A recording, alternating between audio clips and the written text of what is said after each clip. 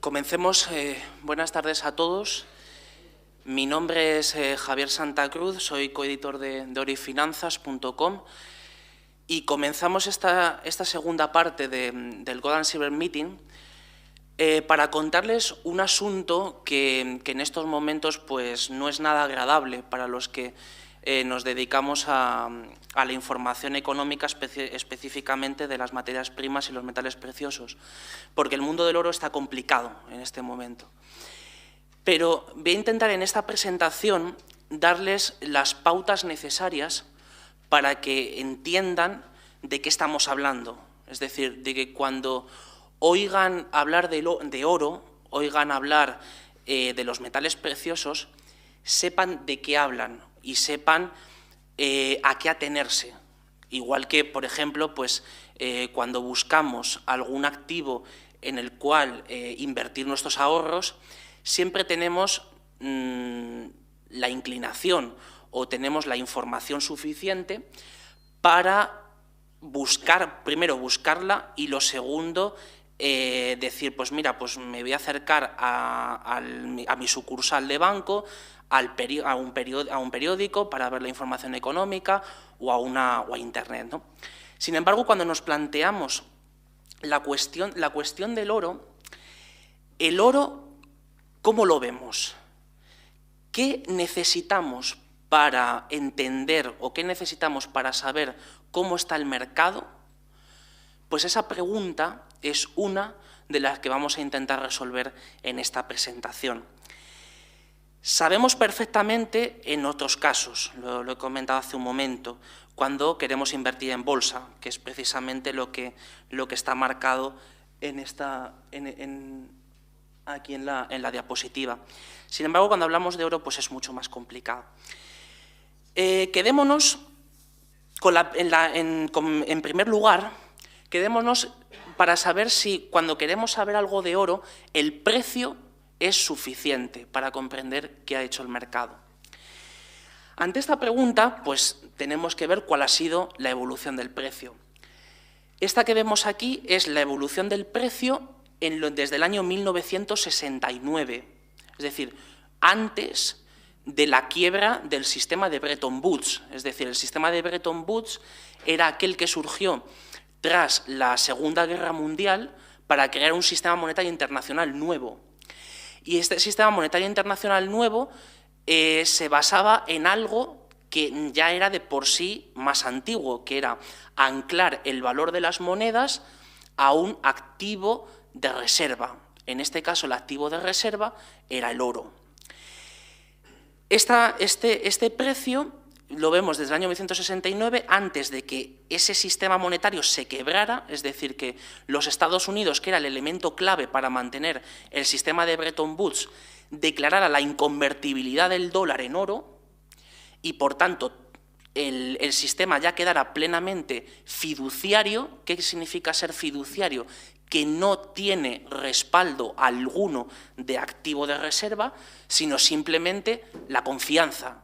Es decir, la confianza de los inversores, la confianza de aquellos que tienen este dinero. Bien, pues desde entonces, y sobre todo en la última década, hemos visto una explosión del precio del oro. El precio del oro se ha incrementado muchísimo. Sin embargo, vemos cómo, aparte de que se ha incrementado mucho, también ha caído mucho en los últimos meses, particularmente desde el año 2012. Lo vemos aquí un poco más detallado, cuál ha sido el auge hasta los máximos. Los máximos los marcó en 1900, aproximadamente en 1.900 dólares la onza, en septiembre del año 2010, y a partir de ahí la dinámica del precio ha sido a la baja, particularmente a partir del mes de abril de este año. Bien, exactamente la caída, ahí está indicada, la caída es la mayor de su historia, un 43% desde el máximo de 2010 hasta el mínimo que lo marca en junio, hace escasamente unos pocos meses. Esto, si vemos como un mercado que ha subido tanto en la última década, ¿cómo es posible que caiga de tal manera?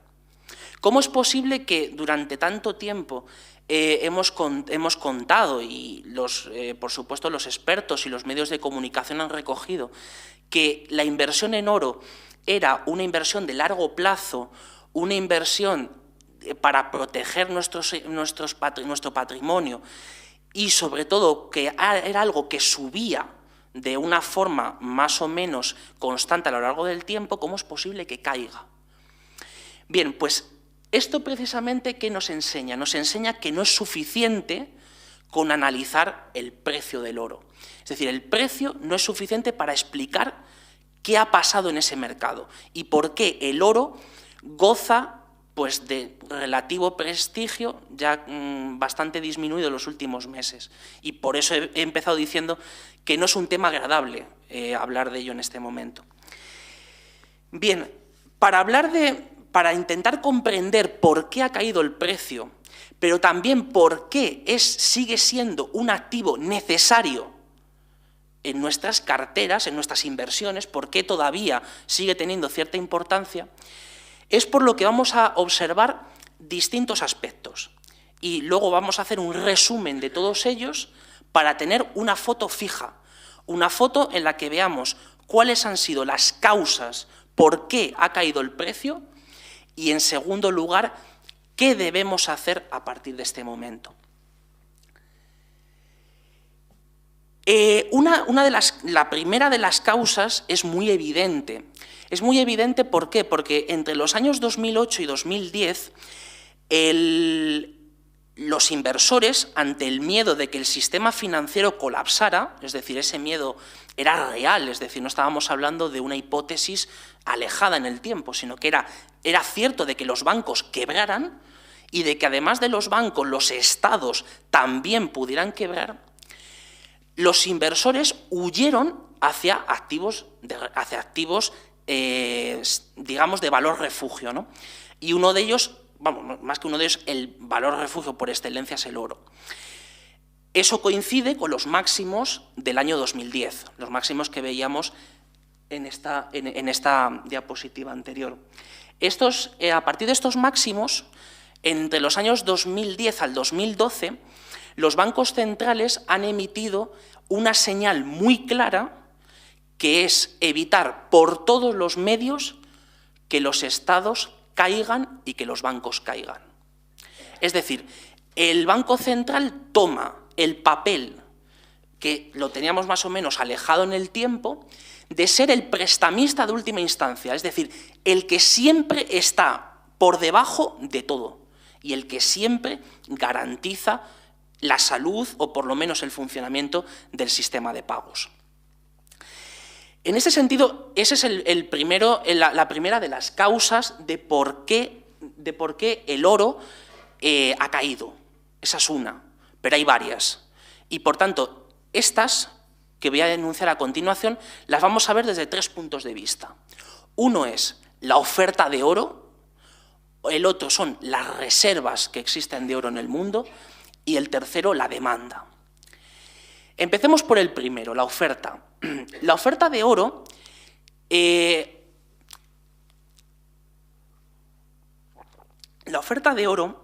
se incrementa cada año desde hace aproximadamente 100 años a un ritmo constante.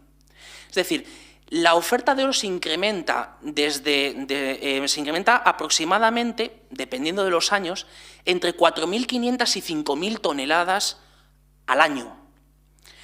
¿Esto qué quiere decir? Pues quiere decir que el oro tiene un ritmo de producción constante, es decir, se va incrementando poco a poco a lo largo del tiempo, pero siempre a la misma tasa.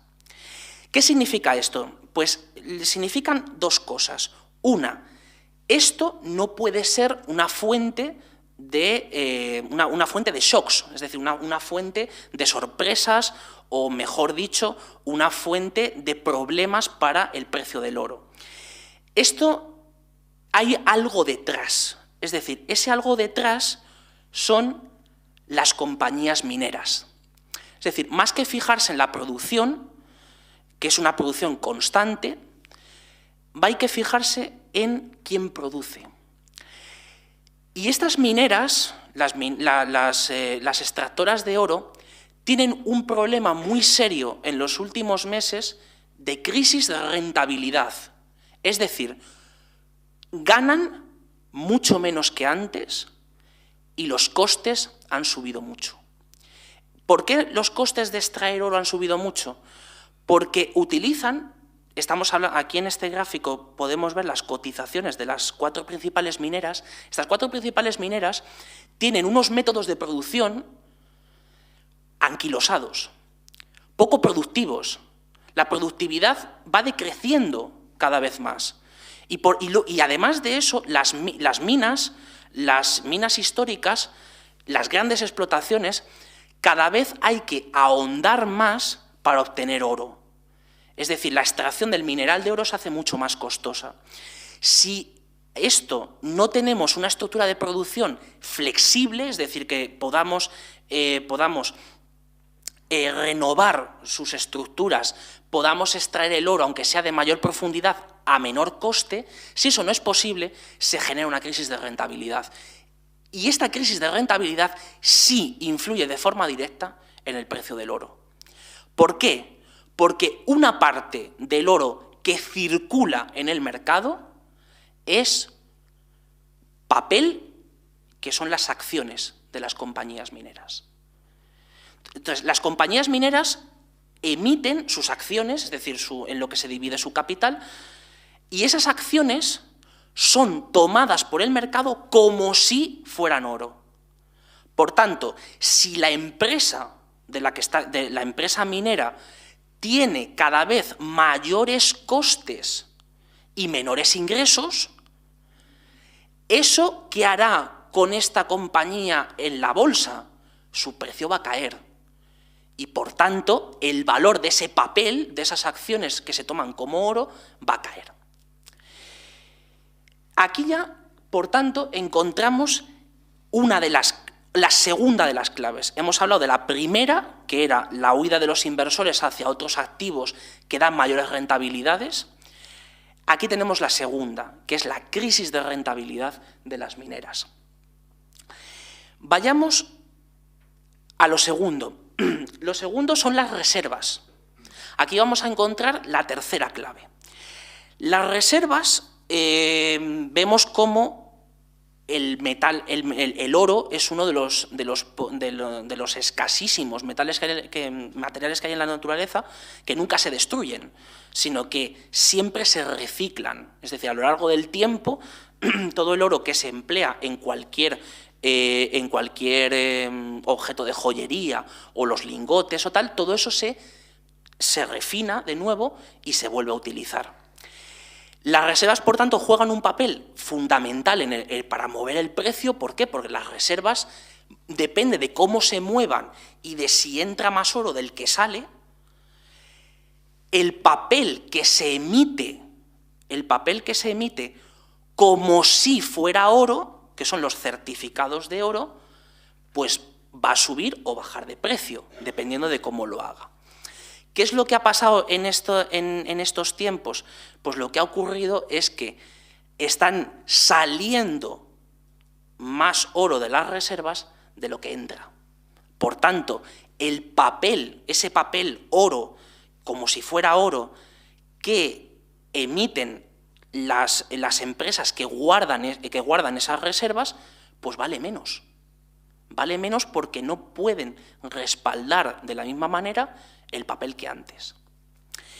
Bien, concentrémonos en uno de los principales focos de emisión de información en el mercado del oro, que es el COMEX. El COMEX es el mercado del oro en Nueva York. Está en Nueva York, y en el COMEX los propietarios de las reservas emiten su papel, esos certificados de oro, lo comercian y también comercian con esas reservas. ¿Qué es lo que ha ocurrido? Lo que ha ocurrido es que desde que cayeron los precios en abril, las salidas de reservas del COMEX han sido extraordinariamente grandes. ¿Eso qué conlleva? Conlleva que el papel que se emite pues tiene menos respaldo. tiene menos respaldo y, por tanto, su valor es menor.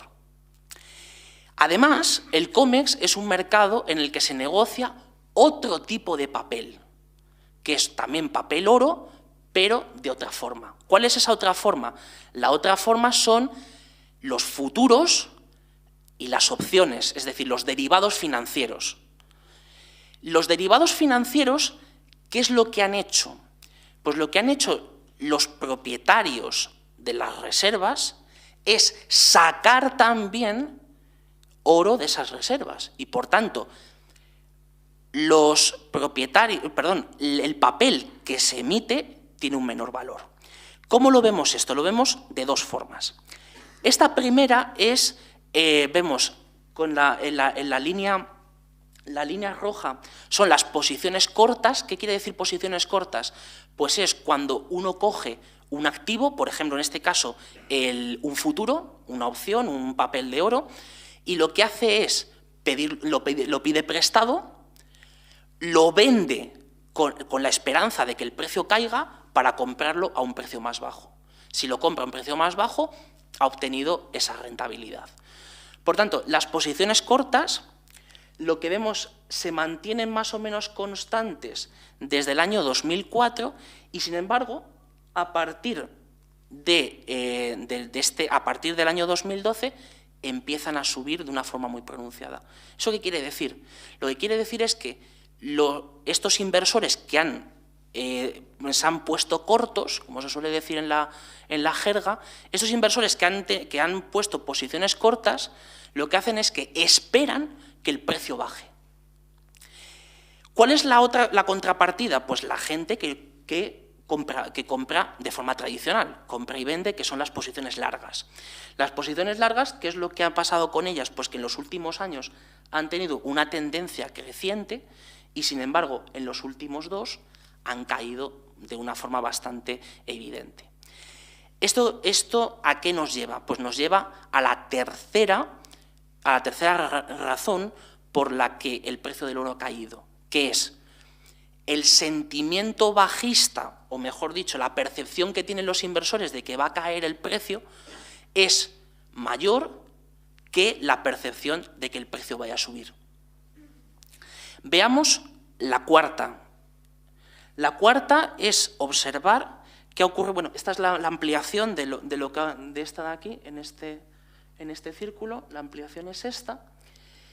Y la cuarta razón es ver las salidas de reservas del COMEX, que es ver, más o menos, estamos viendo las dos caras de la moneda, es decir, por un lado las reservas y por el otro lado el papel. Entonces, las reservas, las dos categorías esenciales que hay en el COMEX son los propietarios de oro y que comercian directamente con él, que son lo que vemos aquí como, en esta gráfica, y luego están aquellos que guardan el oro, pero de otros. Es decir, el que tiene una cuenta de reservas en el COMEX puede coger y puede comerciar con su oro, propiedad suya, o bien a cargo de un cliente. Tanto en un caso como en el otro, la caída de reservas ha sido espectacular. Y entonces aquí la vemos desde más o menos desde que cayeron los precios en abril de este año, 2013. La ampliación la vemos de esta caída en esta gráfica. Y lo mismo con la otra categoría de la que he hablado hace un momento. Cómo esta caída de reservas es tan grande que arrastra de una forma extraordinaria el precio del oro. Por tanto, aquí vemos esa tercera y esa cuarta razón por la que el precio del oro ha caído.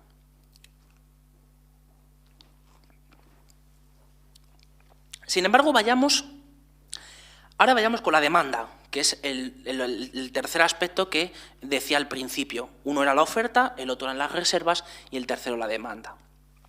¿Qué ha ocurrido con la demanda? Pues totalmente lo contrario de lo que ha hecho la oferta, mejor dicho, las compañías mineras, la evolución de las compañías mineras y las reservas.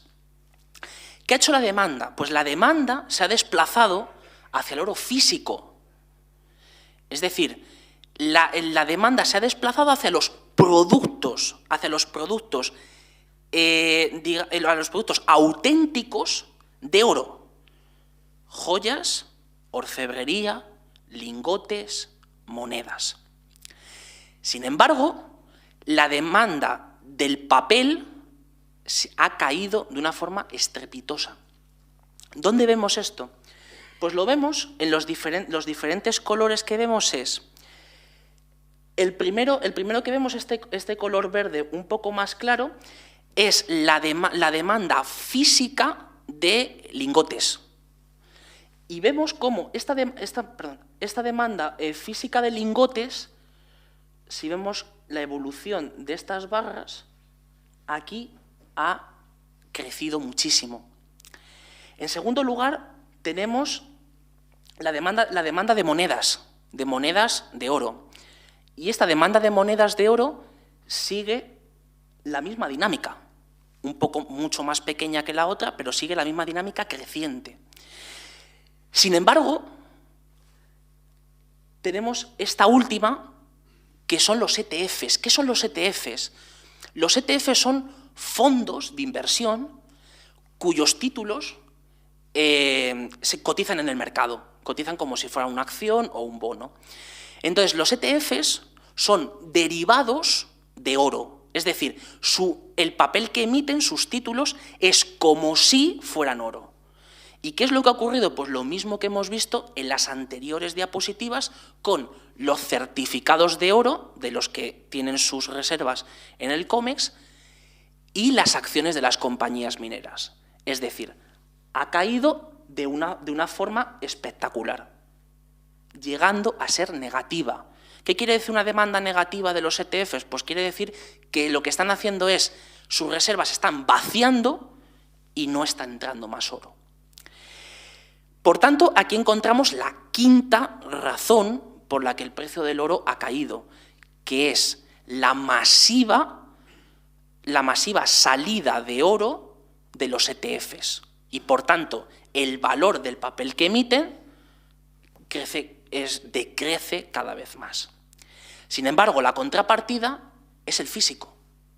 Y el físico, lo vamos a ver en esta próxima, el físico vemos cómo se ha fortalecido de una manera extraordinaria. Hablamos brevemente de un par de cifras. El oro físico en lingotes y monedas, solamente en este año, en el tercer trimestre de este año, con respecto al tercer trimestre del año 2012, la demanda de físico, concretamente en Asia, se ha incrementado un 56%.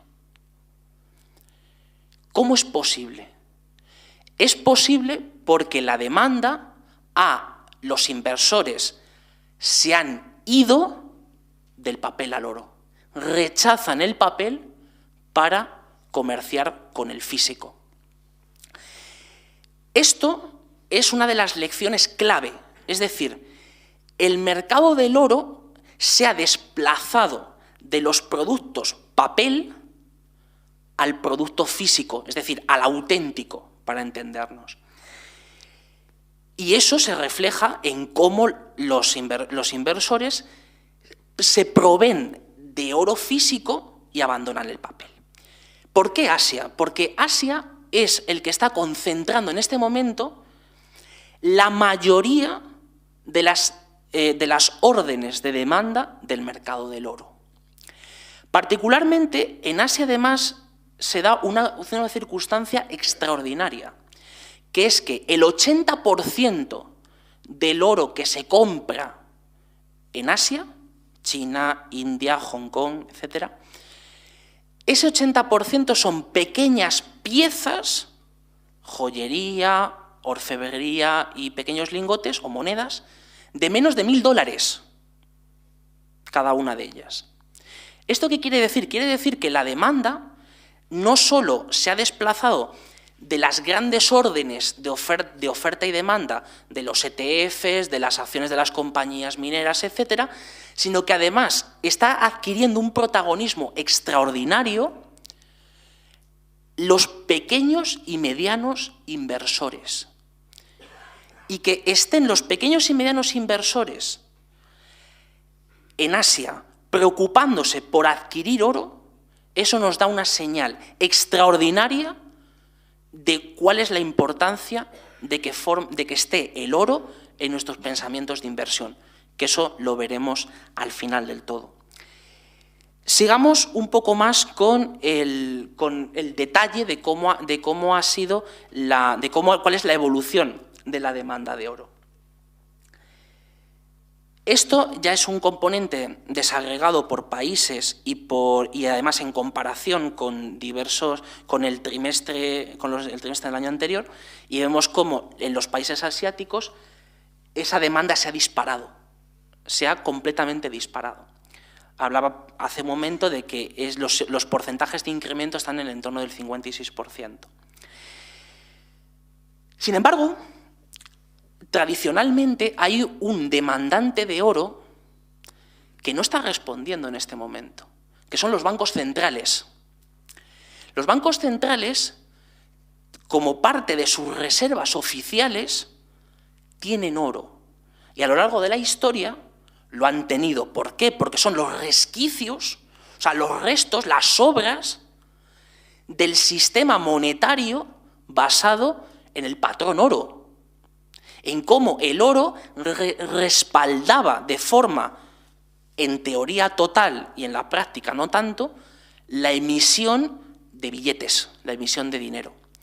Entonces, los bancos centrales todavía mantienen oro y todavía siguen comprando oro porque es un producto que les asegura una estabilidad en el valor de sus reservas y, por tanto, eso influye de forma directa en su balance, es decir, en su patrimonio.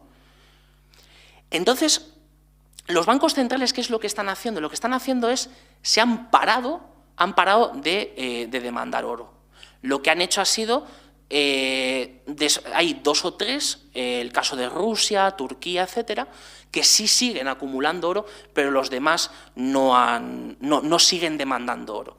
Y eso también es una señal de que los bancos centrales lo que están haciendo es bascular hacia otro tipo de activos de reserva y hacia otro tipo de activos en los cuales se produzca una revalorización mayor de lo que lo está haciendo el oro. Es decir, ante la caída del precio del oro, los bancos centrales dejan de acumular oro, aunque sea más barato, dejan de acumular oro precisamente porque el valor de sus reservas baja y, por tanto, hay que inclinarse hacia otro tipo de activos. Sin embargo, que la demanda de oro se haya parado no significa que sus reservas se vacíen, es decir, que tengan grandes salidas de reservas. Entonces, aquí he seleccionado unos cuantos bancos centrales y más o menos en todos ellos vemos una cierta pauta de estabilidad. Esta pauta de estabilidad no sabemos hasta cuándo continuará, pero los bancos centrales que sí se han pronunciado sobre la cuestión del oro y su importancia en la formación de las reservas, sí que señalan que lo hacen de forma permanente, es decir, que quieren seguir teniendo oro. Y esos son, por ejemplo, los bancos centrales de Suecia y de Finlandia, que hace unas cuantas semanas nos anunciaron cuáles eran los volúmenes de reservas que tenían, y no solo sus volúmenes de reservas, sino también dónde. O sea, un ejercicio de transparencia que no ha hecho ningún banco central, ninguno. Y eso es una señal extraordinaria también para el mercado, porque vemos cómo la transparencia en la información que manejan los bancos centrales ayuda a que se formen mejor los precios. Por tanto, la quinta clave que vemos dentro de este resumen que vamos a hacer de cuáles son las causas de la caída del precio del oro es exactamente la caída de las reservas de los fondos cotizados, de los ETFs. Sin embargo, ahí ya vemos el primer elemento de por qué sigue siendo importante la inversión en oro, que es los incrementos cada vez mayores de la demanda, y ya hemos visto a qué responden. Y a lo que responden básicamente es a protegerse frente a la inestabilidad financiera y sobre todo al parón que han sufrido las economías emergentes. Es decir, recordemos un poco que las economías emergentes claro, han parado su crecimiento al 7,5%. ¿Cuánto nos gustaría tener el 7,5% si nos estamos pegando por el 1%? O sea, nosotros ahora mismo daríamos la vida porque España creciera al 1%. Imaginaos al 7,5%. Bien, pues ese parón de las economías unido a una serie de cambios en los sistemas monetarios de estos países, de China, de India, etcétera, lo que hacen es que a los pequeños y medianos inversores quieran acumular oro y provoquen problemas a las balanzas de pagos. Lo veremos dentro de un momento cómo países como India han tenido graves problemas en los últimos meses para financiar el déficit que tienen de la cuenta corriente, precisamente porque se demandaba muchísimo oro, y oro físico, no lo olvidemos. Bien, este alza tan grande de la demanda de oro físico, hemos visto cómo la oferta se mantiene más o menos constante a lo largo del tiempo. Se crece a ritmos constantes a lo largo del tiempo. Por tanto, si la demanda sube mucho, pero la oferta no puede responder ante esa demanda, pues ahí se crea esa diferencia que se cubre con una subida de precios. Entonces, la subida de precios, ¿cómo la podemos ver? La podemos ver dentro de un momento con los precios del oro físico en los mercados asiáticos, pero también la podemos ver con otros instrumentos, que son, uno, cuánto es lo que se paga por prestar oro, que es el gráfico que vemos aquí. Entonces, aquí he dibujado no solo lo que es el tipo de interés del préstamo de oro, sino también un tipo de interés muy específico, muy particular, pero muy interesante, que es el tipo de interés al que dos agentes de mercado, se prestan dólares y lo hacen con garantía de oro. Es decir, el que toma prestado pone como garantía de que va a pagar el préstamo, pone oro. Bien, esto que se llama el tipo de interés GOFO, que es la línea azul que vemos debajo, la línea roja es el tipo de interés por prestar oro a 12 meses, el tipo de interés a un año, y el GOFO lo vemos a un mes. ¿Qué es lo que vemos con el GOFO? Ese tipo de interés por prestar dólares, pero con una garantía de oro. Lo que vemos es que ha ido a terreno negativo. ¿Y eso por qué? ¿Por qué un tipo de interés va a terreno negativo? O sea, para un economista eso es una anomalía. Es una anomalía, pero esa anomalía es explicable. Y es explicable por lo siguiente. El objeto más valioso de ese contrato de préstamo es el oro, no el préstamo. Por tanto, el que presta prefiere pagar un tipo de interés, o sea, el que presta prefiere pagar por prestar para obtener oro como garantía. Porque ese oro que tiene como garantía lo que le permite es comerciar con él. Puede comerciar con él y por tanto puede obtener una rentabilidad. Entonces, esa persona que presta dólares está dispuesto a pagar por prestar esos dólares con tal de que se hagan con garantía de oro. Eso es un síntoma inequívoco de escasez de oro físico en el mercado. Pero el segundo es lo que vemos en la gráfica de arriba, que es el tipo de interés por prestar oro. O sea, ya dejándonos de este un poco galimatías más o menos complicado, que es que prestes dólares y tengas como garantía oro y que el oro sea más valioso, bueno, pues vayamos a algo mucho más sencillo, que es el tipo de interés por prestar oro.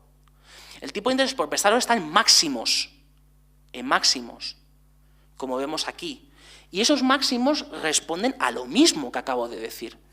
Responden a que en el mercado hay escasez de oro físico. Además, estos precios están marcados con se comercian de forma diaria con una gran precisión, porque uno de los mercados más líquidos en el préstamo de oro es el mercado de Londres, que es donde se forman estos tipos de interés. De hecho, el GOFO se forma a partir del LIBOR, de ese tipo de interés del mercado interbancario de Londres. Bien, estos dos tipos de interés muestran lo que he dicho anteriormente. La demanda sube mucho mientras la oferta no puede absorber esa demanda. Veamos un segundo aspecto. Segundo aspecto es que un inversor prefiere comprar oro ahora que dentro de 3 meses, 6 meses o un año. ¿Por qué? Por una razón muy sencilla, también por la escasez, pero en segundo lugar porque la inmediatez del contrato, es decir, el tener el oro ahora le reporta un mayor beneficio que tenerlo dentro de 3 meses, de 6 o de 12. Este fenómeno también es una anomalía en el mercado. Y esta anomalía es explicable. Y esta anomalía se llama backwardation.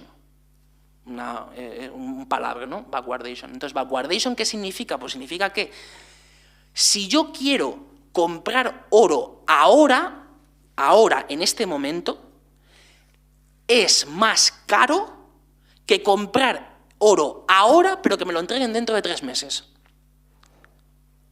¿Vale?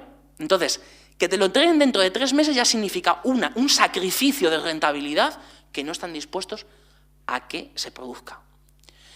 ¿Y esto cómo se ve? Pues se ve viendo cuál es la diferencia entre el precio de hoy y el precio de dentro de un tiempo. En este caso, he elegido el precio de 3 meses, es decir, la diferencia que hay entre ahora y el precio a 3 meses.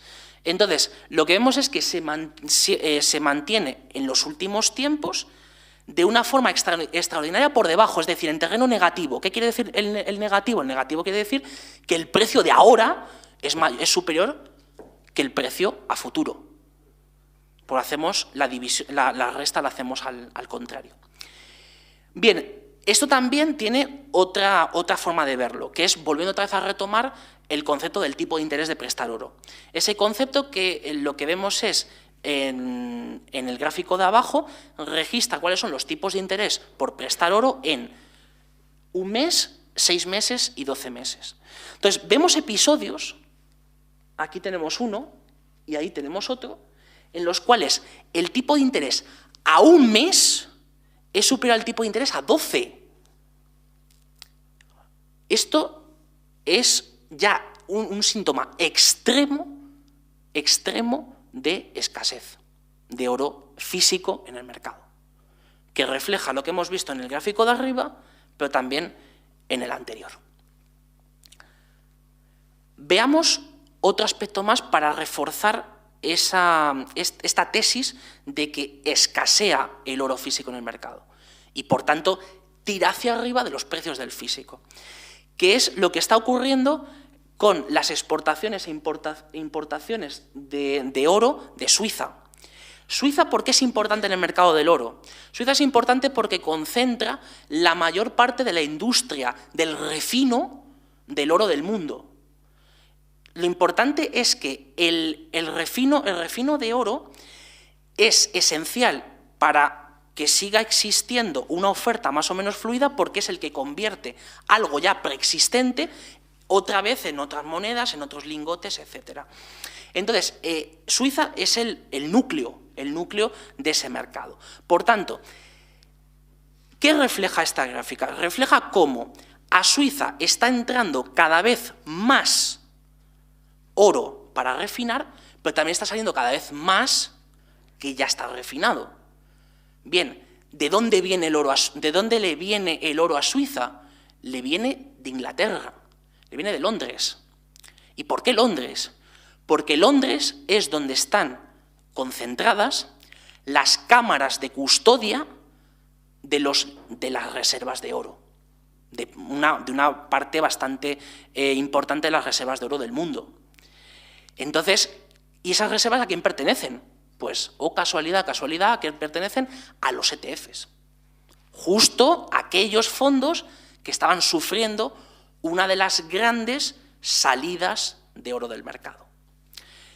Bien, hemos explicado de dónde viene el oro a Suiza. Bueno, ¿y a dónde va? ¿A dónde va? A Asia.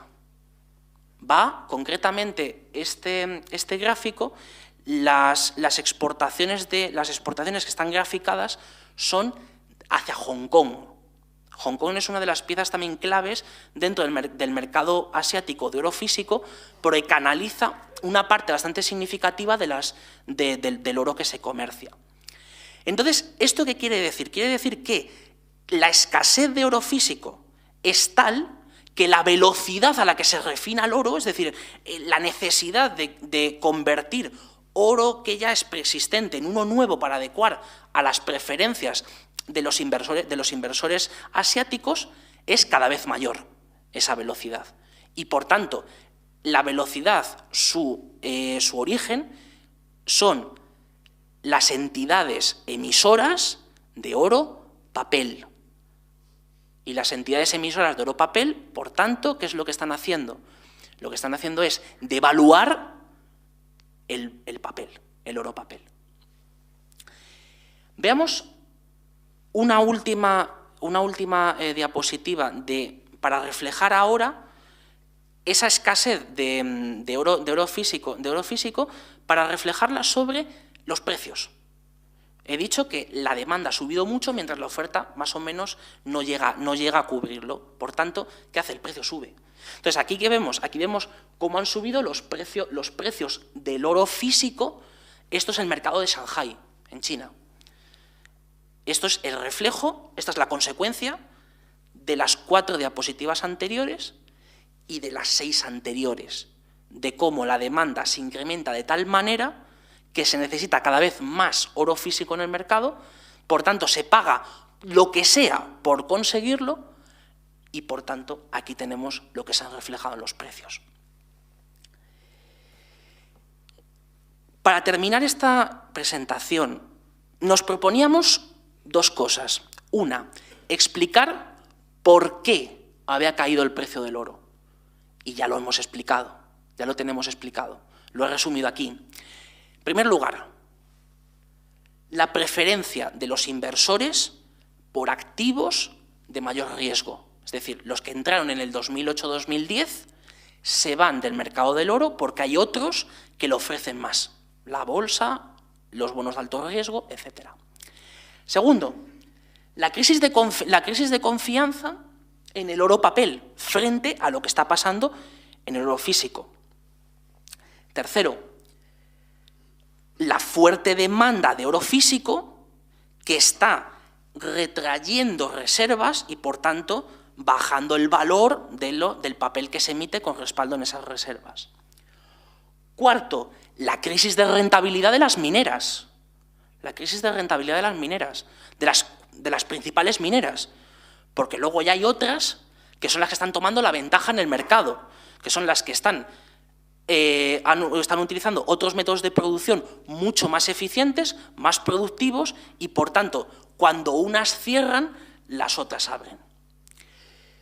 Y ya por último, el control de precios por agentes mayoristas. ¿Qué significa esto del control de precios por agentes mayoristas? Que los precios sufren ciertos movimientos de cártel, es decir, que se ponen de acuerdo de forma explícita o de forma implícita varios agentes y lo que hacen es, mediante cosas como recomendaciones, influyen de forma negativa sobre la evolución del precio.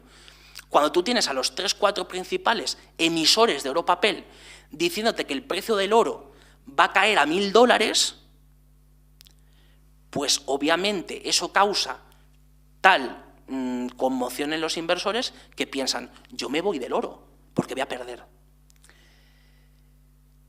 ¿Esto qué consecuencias trae? Que es la segunda cosa que queríamos exponer. Primero, ver cuáles son las causas y, en segundo lugar, por qué sigue siendo importante la inversión en oro en nuestras carteras y qué valor añadido nos aporta. Bien, en eso vemos primero antes esas consecuencias. La fuerte demanda de oro físico, ahí tenemos uno de los más importantes indicadores de por qué sigue siendo necesaria la inversión en oro, es porque mucha gente confía en el oro físico para guardar sus ahorros. En segundo lugar, la ruptura ya explícita entre lo que hace el mercado del oro papel y lo que hace el físico. Y en tercer lugar, el desplazamiento del mercado hacia China. Por tanto, en el futuro más o menos próximo, estas son las tres fortalezas principales por las que nos debemos dirigir si queremos ver lo importante que es invertir en oro en este momento. ¿Y esto qué conlleva a corto, medio y largo plazo? Lo que conlleva es que a corto plazo el oro seguirá manteniéndose volátil, es decir, unos días sube, otros días baja, en dientes de sierra durante ya meses. Y durante meses, además, con los incrementos siempre suelen ser los mismos, tanto sube, tanto baja. Eso se va a seguir manteniendo, en tanto en cuanto el papel siga teniendo esa crisis de confianza. En segundo lugar, ¿cuál va a ser el factor que ya va a decidir todo lo que hagan los bancos centrales, la política monetaria? Va a ser extraordinariamente importante cuando ya tome posesión de su cargo como presidenta de la posible, bueno, ya más que posible, segura candidata a la presidencia de la FED, la señora Yellen. La señora Yellen ya ha dado una serie de perlas, pero la señora Yellen, si el año que viene, abril, mayo, junio de 2014, dice que se empieza a recortar la cantidad de dinero que emiten a la economía, los 85.000 millones famosos, pues eso va a decidir una parte muy importante del precio del oro, porque va a decidir cómo los inversores van a convencerse del todo de cómo el oro va a seguir desplazándose hacia el físico. El papel seguirá en crisis, seguirá. No les quepa la menor duda, porque eso es una de las claves. Es decir, lo que haga la Reserva Federal con el dinero que emite, eso ya está descontado en el mercado. O sea, el mercado ya sabe que dentro de unos meses se tiene que producir. Es como la muerte. La muerte es inevitable y no sabemos cuándo, pero va a pasar. Pues esto es lo mismo. Es decir, que se va a recortar, esto es así. Es decir, los bancos centrales han emprendido una carrera contra una pared. Entonces, cuando vean la pared muy cerca, se van a frenar. Y en el momento en el que se frene, la estabilidad financiera empezará a recobrar poco a poco y entonces el mercado se empezará a normalizar y el oro, por supuesto, volverá a tener el papel que ha tenido siempre como activo refugio, pero de una forma ya normalizada. No son los $1.900 la onza. No lo veremos, los $1.900 la onza, porque eso, conforme el mercado se estabilice, no se producirá. No hay razones para ello. Y entonces pasará, por ejemplo, con otro activo refugio por excelencia en estos tiempos, que han sido las letras del tesoro alemanas, que han estado durante mucho tiempo en negativo, porque los inversores preferían guardar el dinero en Alemania antes que ponerlo al 7% en Portugal o al 14% en Grecia. Y por ello, ya para terminar, los bancos centrales han emprendido esa carrera en ninguna parte.